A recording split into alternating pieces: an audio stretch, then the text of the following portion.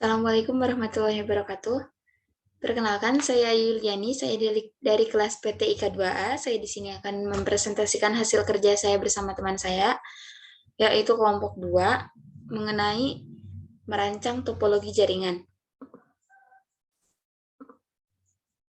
Kelompok saya yang beranggotakan yaitu diantaranya yang ke-1 Krisna Adiwijaya, yang kedua Fauzi, yang ketiga Rival Nurfarizki, yang keempat Ovi Dwi Utami, yang kelima saya sendiri Ayu Yuliani, dan yang keenam Dita Muhafilah.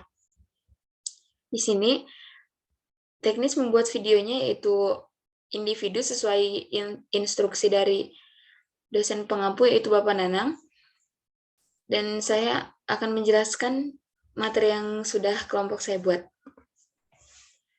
Yang pertama, pengetahuan dasar konsep desain jaringan. Poin yang ke-1, menentukan desain jaringan. Sebelum membangun sebuah jaringan komputer, perlu menentukan desainnya terlebih dahulu sesuai kebutuhan yang telah diidentifikasi. Jadi, sebelum kita membangun sebuah jaringan komputer, desain dibutuhkan terlebih dahulu untuk membangun sebuah jaringan komputer tersebut. Desain tersebut juga merupakan faktor utama dalam menentukan besar dana yang harus dikeluarkan dalam pembangunan sebuah jaringan komputer. Dalam instalasi jaringan komputer, hal pertama yang perlu dipikirkan adalah bagaimana mendesain jaringan agar kabel yang dibutuhkan seminimal mungkin.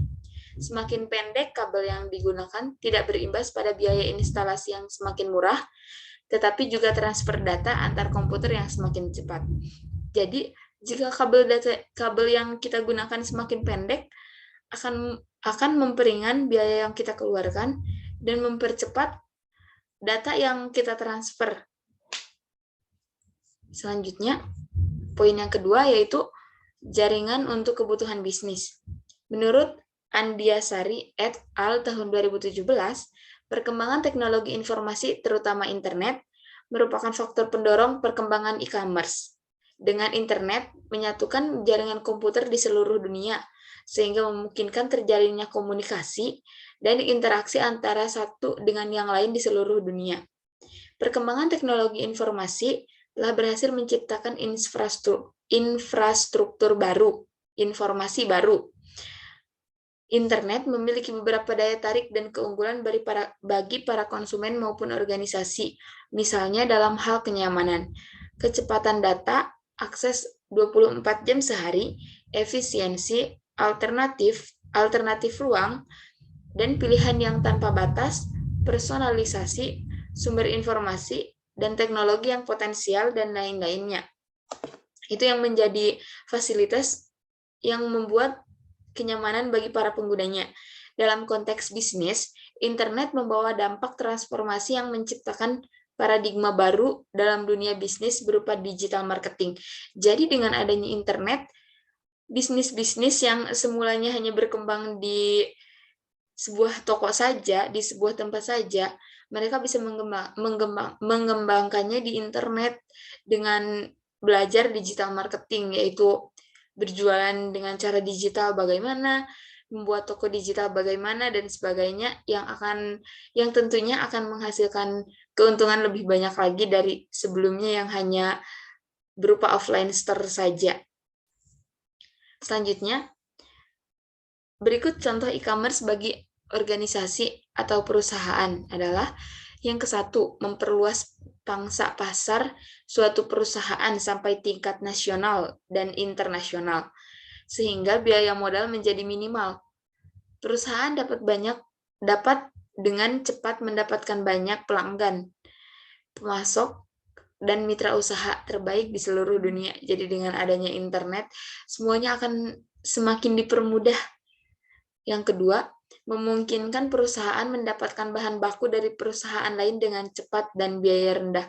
Jadi, internet juga membantu sebuah perusahaan untuk lebih mudah lagi mendapatkan bahan baku dari perusahaan lain dengan menggunakan internet itu sendiri, memanfaatkan internet. Yaitu selanjutnya yang kedua, berikut contoh e-commerce bagi pelanggan, yaitu Yang ke-1, menyediakan produk dan jasa yang tidak terlalu mahal dengan memperbolehkan pelanggan untuk melakukan pencarian dan perbandingan online secara cepat. Jadi kita menyediakan produk atau jasa yang tidak terlalu mahal, mempersilahkan terlebih dahulu mempersilahkan pada konsumen kita untuk membandingkan harga yang kita berikan kepada konsumen dengan harga yang orang lain berikan, akan berbanding. Jadi dengan kita memberikan harga yang tidak terlalu mahal, tentu saja konsumen akan lebih tertarik kepada kita dibanding ke harga yang lebih mahal lainnya yang di luaran sana. Poin yang kedua, memberi pelanggan lebih banyak pilihan dalam menyeleksi produk dan vendor. Selanjutnya, berikut contoh e-commerce bagi masyarakat. Poin yang ke-1, memungkinkan individu untuk bekerja dari rumah dan melakukan sedikit perjalanan yang menyebabkan berkurangnya kemacetan jalan dan polusi udara. Jadi dengan adanya internet, individu bekerja saja bisa tidak perlu datang ke tempat kerjanya itu sendiri. Dia bisa mengerjakan pekerjaannya dari rumah dan meminimalisir dia keluar rumah yang akan menyebabkan kemacetan di jalan raya. Poin yang kedua, memungkinkan beberapa barang untuk dijual dengan harga yang lebih rendah sehingga meningkatkan standar hidup seseorang.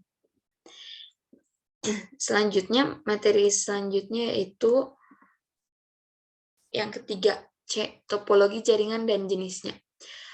Topologi menggambarkan struktur jaringan atau bagaimana sebuah jaringan didesain. Terdapat dua definisi topologi.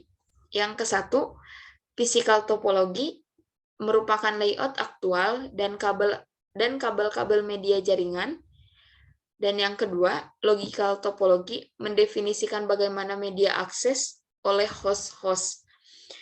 Adapun topologi fisik atau physical topologi yang umum digunakan dalam membangun sebuah jaringan adalah yang ke-1, bus topologi, yang kedua, ring topologi, yang ketiga, star topologi, yang keempat, extend star topologi, yang kelima,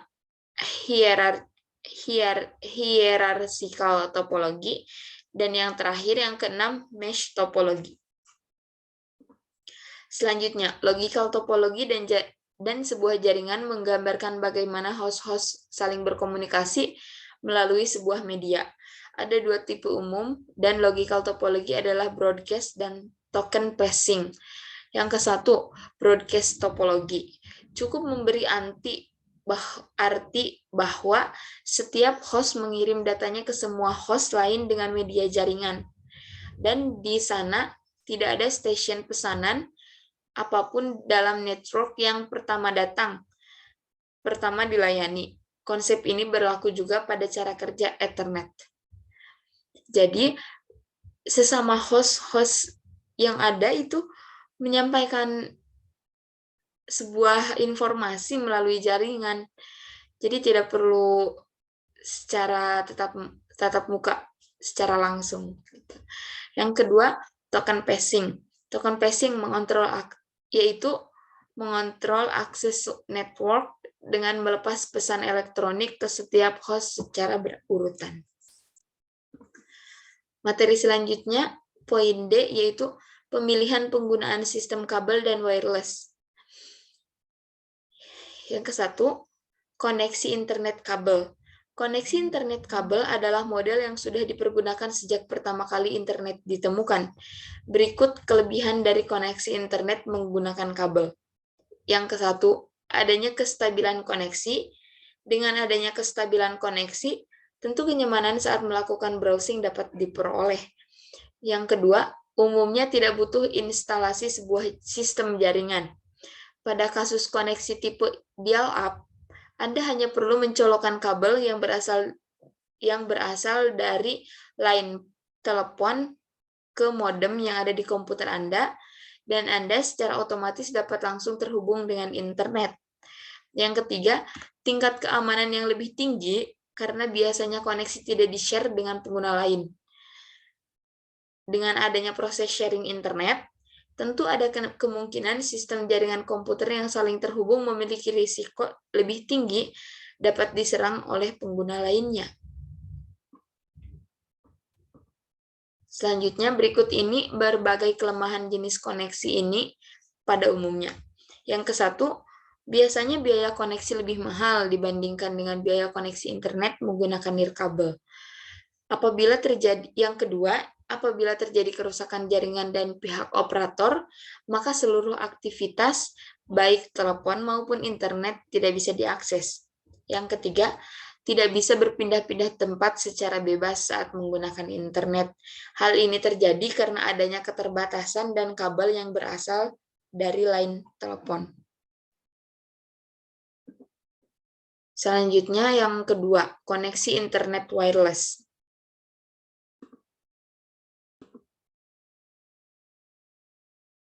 Yang kedua, koneksi internet wireless. Koneksi internet menggunakan wireless saat ini merupakan jenis koneksi yang banyak digunakan oleh para pengguna internet.